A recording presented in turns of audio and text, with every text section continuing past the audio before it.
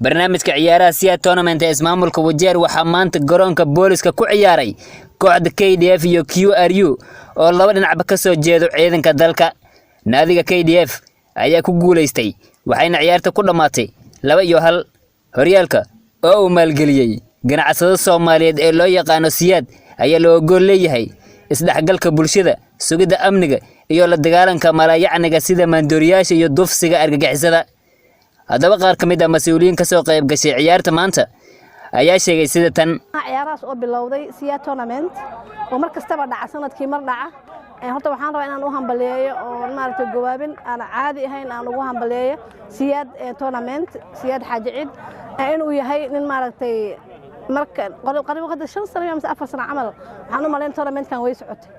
waa ninka kaliya oo mushtarka ah oo dhalinyarada ururiya oo sameeya arrimahan ay sameeyaan Siyaad Tournament say u bilaabatay wali waxaan u maleynay 7 sano way bataan u maleynay because 2013 waa xasuustaa ilaa 2014 meelaha ilaa way socotaa marka horta hadii la heli lahaa dad badan oo noocan ah oo mushtar ah oo dhalinyarada ay engage gareeyo ambilaha noocan ah sameeya waxaan u maleynay dhibaatooyin fara badan oo hada ka jiro county-ga inay yaraan lahaayeen macna dhalinyarada markii aadan hawl haynin oo waxqabad aadan ahayn oo meel iska joogto waxyaabo fara badan ku dirsaaya you sulk in your own world footballkaas waxaan noo qaban qaabay walaalkeen Siyaad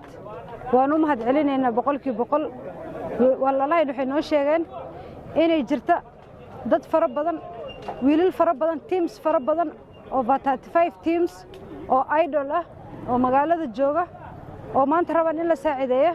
wax saacideeyana ay leeyihiin waxaan rabnaa walaalahay inay isu soo bixiyaan business people elected people leaders waxaan rabnaa inaan isku imaano wadajir aan hagaajino sidii maxay yeelay sidii wiilkan camal uu noo noqon lahay challenge uu noo noqdo oo